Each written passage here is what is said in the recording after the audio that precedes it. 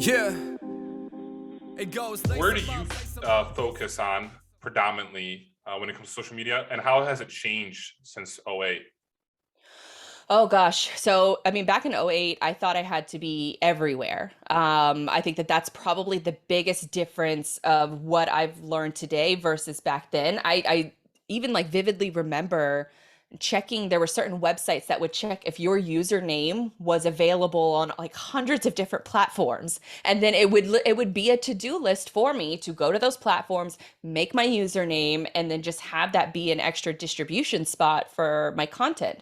But what I figured out really pretty quickly is that you can't just spray and pray. I mean, you can, but it doesn't actually do, it doesn't have any real long-term benefit, because Sure. I learned pretty quickly that once you're on a social media platform, you have to have a legitimate presence there. And each of these platforms has their own sort of nuances and language and etiquette that you have to learn. And the only way you're going to learn that is if you're active on those platforms. So I would say that's probably the biggest lesson that I've learned, and what I try to stay away from today. I try to go and target my limited time, because as creators, we only have a limited amount of time each day. Where am I going to get the most organic bang for my buck? I could try paid. I could go after, different like PPC agencies, pay per click for those who don't know, social media advertising, things like that. I could partner with those people, and I have in the past. But I really just find it's the better use of my time is to pick one or two social media platforms and be present there and learn the intricacies, versus like a 2008 model where it was just let me make a username on all of these different platforms and try to have a presence there by using different tools that, oh, you make one piece of content and you use it, Buffer, for example, and Buffer will send it out to a million different places, but that doesn't really do much for you in the long run. When I started honing in and focusing on one or two social media platforms, that's where the magic really started happening for me. Sure. And I'm guessing that's LinkedIn. LinkedIn, and I would say Twitter, but Twitter is kind of exhausting. Is because you just have to be on all the time, and there's Yeah. so many. I think Twitter is like the biggest like microcosm of society, where you can see some brilliant things on Twitter, but you also see a lot of dumb things. And there's, like a lot of like social engineering, I think that's going on with the platform too, like what stories that they choose is, trending and what's not trending. Yeah. So all of that to say that my main focus is LinkedIn. I dabble in Instagram. It's certainly not, to the extent of like what you do and how you've seen great success with Instagram. I haven't really seen that much success with Instagram.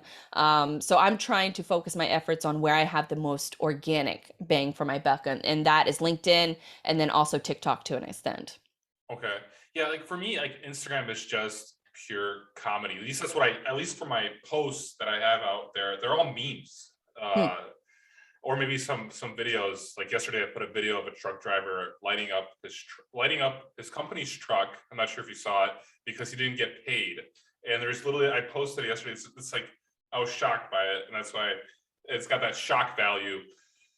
And for me, like to be successful on Instagram, it has to be entertaining, right? I Hmm. mean, it has to be like comedy, and logistics is difficult. It's not difficult, but you either have to make memes essentially.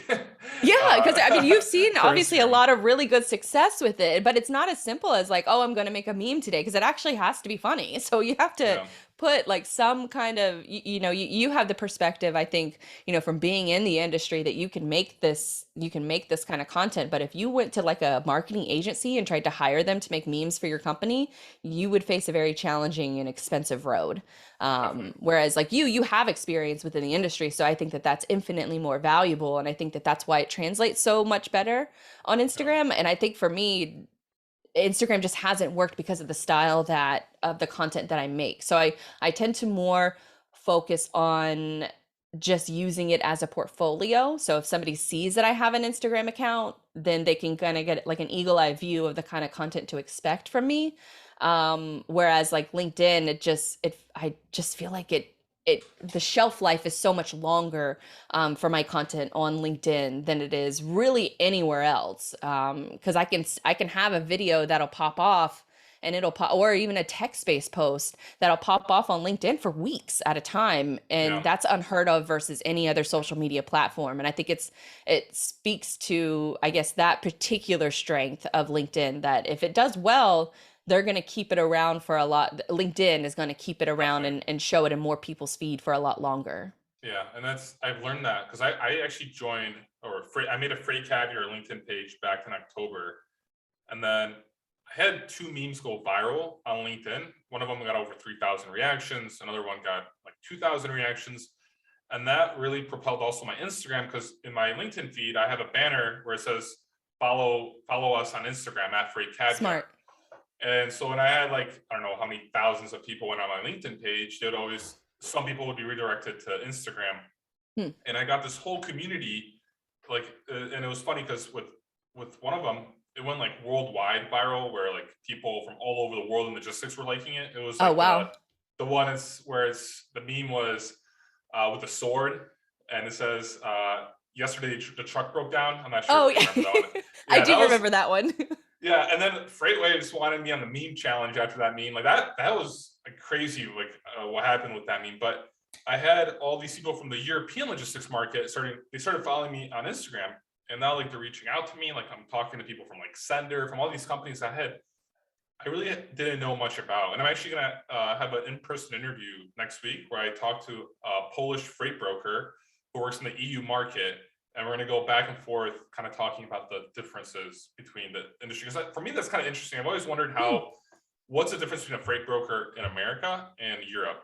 And since I'm here, I always try to dive in on the Eastern European part of the industry. That's cool. I do, from like a casual glance, I would be very curious, because the only thing that I do know that is different is like their trucks. Their trucks look different than the American trucks. Yeah. And that's how I get, from like a stock photo angle, anytime, I look at somebody's website, I'm like, God, stop. You're an American company. Use American trucks. It's one of my bigger annoyances for a lot of US based companies, is that they hire a marketing agency and then the agency doesn't know the difference between all the world's trucks. It's so funny. I know exactly what you're talking about. I always I look at those photos and I'm like, that's not an American truck. I'm not sure what's going on there. Or it's like the Photoshop of like the cargo ship with the plane flying over it, and then there's one like European truck in the middle. Like every website has this. I'm like, you guys know. It's terrible. Awful. Yeah. It looks just so fake, and like not enough thought was put into it.